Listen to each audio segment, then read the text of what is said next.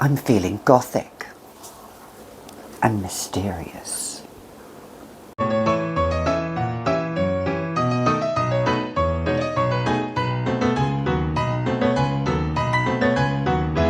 Hi, I'm Gabby and welcome back to another edition of the Fragrantician, where here on this channel we talk about perfumes, we talk about scents, we talk about fragrances that ignite the heart and banish the blues. So if that's your vibe, you know what to do. Today's edition we are talking about gothic fragrances, gothic perfumes, and I'm only gonna talk about a few perfumes that really evoke to me a feeling of not for everybody. This perfume video could be called fragrances that aren't for everybody, fragrances that are in the minority maybe, but they also evoke a sense of gothicness, a sense of brooding darkness, which is close to my heart, which is what I love, which is what I live for. Yes, I live for it. So without further ado, I feel like Kim Woodburn saying that. So without further ado, let's get into it. What have we got? What have we got to tantalise those nostrils? The first one that everybody likes to hate on. Really do. They really do, don't they? Well, they're just peasants, aren't they? So it is Lulu. She is foreboding. She's something else, let me tell you. You open up this potion, and this is the pure perfume. This is in a little crystal flacon, is that the word? And this is incense and florals and everything that I love about fragrance. Come on, Claude, getting up. Yes, he just creeps up. My cat just creeps up on me. This is everything that I love about perfume. This is a 7.5 mils pure perfume. I very, very rarely use this one. I normally use scent is quite a foreboding scent. It is not for the faint of heart because of the tuberose and the incense and the spiciness and it, but to me it's an addictive gothic incensey floral, and that is what I adore in perfumery. The notes just sing to me. It is dark and gothic and everything that I love that should be a gothic scent.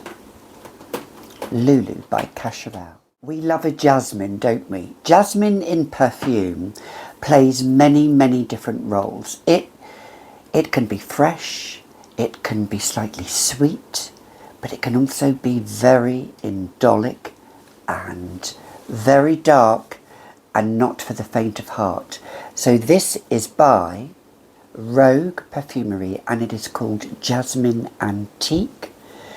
I kid you not, this scent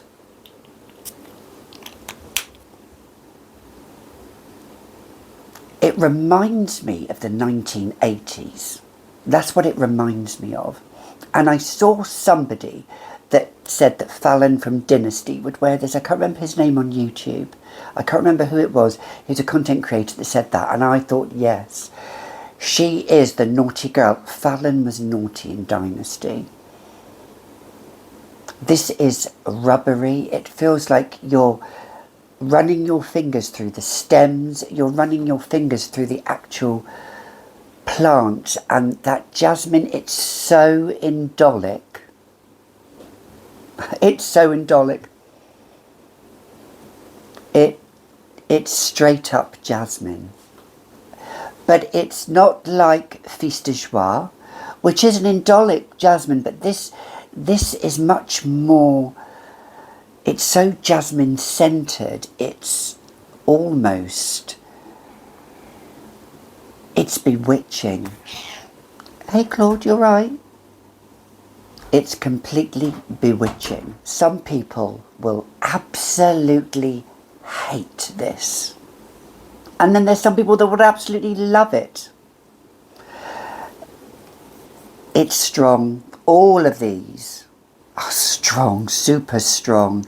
And it goes without saying that this is probably one of the strongest jasmine-scented, indolic jasmine-scented scents, indolic jasmine-scented scents that I've smelt. And I don't really smell anything else. Could you wear this to work? Hell no. Would I wear this to work? You decide. This next one needs no introductions as a queen of gothicness, a queen of orange, rose and patchouli. Those notes combined make up Midnight Poison by Dior. Quintessentially, it is one of the most iconic scents that Christian Dior brought out, the most revered, and no, not the most revered, one of the most revered and one of the most loved, and sadly discontinued, sadly no longer with us. But if you can get hold of it, then hold it. It's a jewel of orange, rose and patchouli. The orange is there, but it's the rose and the patchouli that just dominates this scent. It has a little bit of gracefulness about it. So it is gothic, but it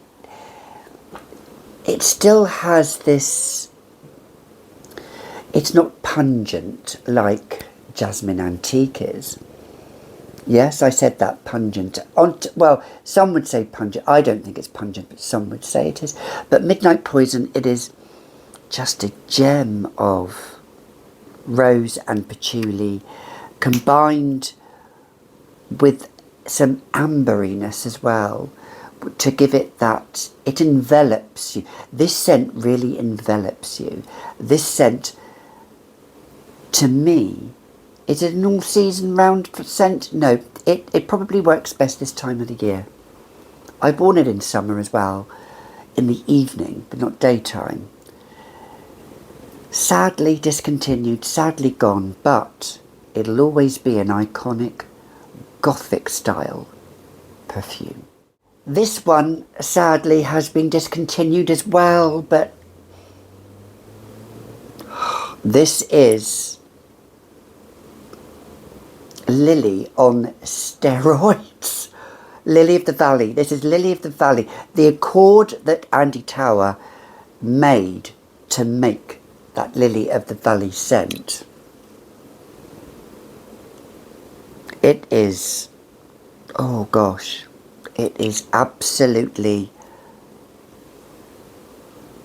it's a lily of the valley that bites. It's a lily of the valley that just is here.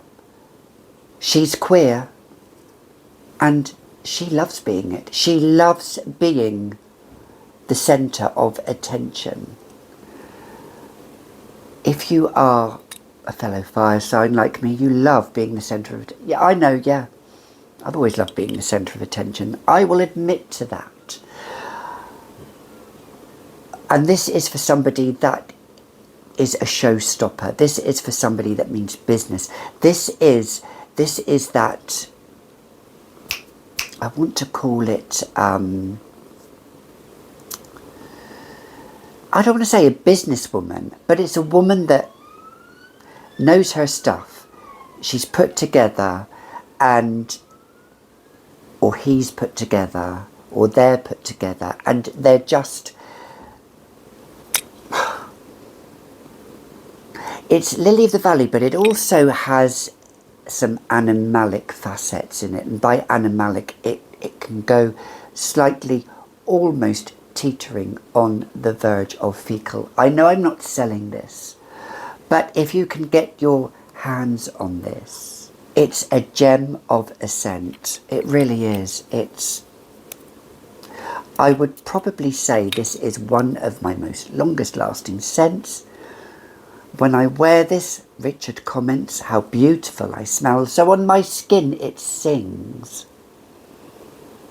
It is green, so if you don't like green scents, and by green I mean it has this almost forestry feel to it, in a dense forest that is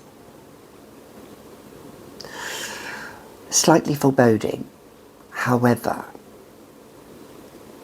I think if we're talking about a forest that's foreboding, then we need to move on to the final one, Eden by Cacharel. Yes, this is a scent like no other. And guys, this is a 100ml vintage Eden Cacharel. I do have the new formula, but for Christmas I finally got my hands on this. This was gifted to me by my dear dad. He bought this for me. My dad, I love you. My dad supports me no matter what. So anyway, back to perfumes. I mean, actually this is like the shape of a petal almost. It's almost marble. Do you know, I might do some nails like this that have this slightly marble feature that runs through this. But this is UR010. If you look that up, it's in the 1990s. I think it's either 96 or 98 when you go on checkcosmetic.net. So this UR010, and I only paid, and it came in, let me show you, in the box itself, which has that Cacharel logo embossed inside, which is a pre-reformulated version, and on the back all it has on it is ingredients: alcohol, fragrance, water, and that's it. There's actually hardly any description whatsoever.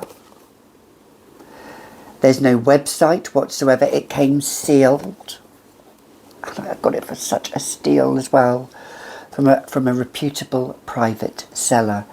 But this, going back to the scent, I only keep boxes that are vintage that I love. This is mimosa and orange blossom, but it's not a spring-like scent. It has this kind of like almost water lily fields and forests of dark forests of green dampness, and you're just casting spell. I feel like I'm casting a spell when I wear this. Actually, Richard did say to me, "What are you wearing?" He said, "I've never smelled anything like that before." He really loved this scent on me, and I wouldn't care if he didn't, but that's beside the point. But yeah, this is such a, this has to be a Gothic scent. I was going to include anise, but really I think Eden kind of takes that #1 spot as a scent that is just so Gothic. It's the new formula feels more plasticky. It has like this more artificial plasticness, whereas this one, this is just, oh, I'm going to wear this. I'm going to wear this as my scent of the evening. Don't want to spray too much. We know we're over sprayers here, but yeah, it's just so delightful. The word delightful, maybe it's not delightful. To me it's delightful, to others it's not. You're either going to love it or hate it. All of these perfumes, you're either going to recoil or you're going to jump for joy. And you know who you are if you're going to jump for joy, and you know who you are if you're not going to jump for joy. But I make no apologies. Eden by Cacharel, a Gothic, brooding, sensual, mysterious. Yeah, I said it all, and I own it all. 100% of it, I own it all. Eden by Cacharel. what are your scents that evoke a sense of a Gothic feeling? Something that is just like no other. I'd love to hear. Comment down below. Until next time, you've been watching another edition of The Fragrantician. Always remember, wear a smile. And if you can't smile, then just shut up. Yes, I said it. I'll see you in the next video. Bye for now.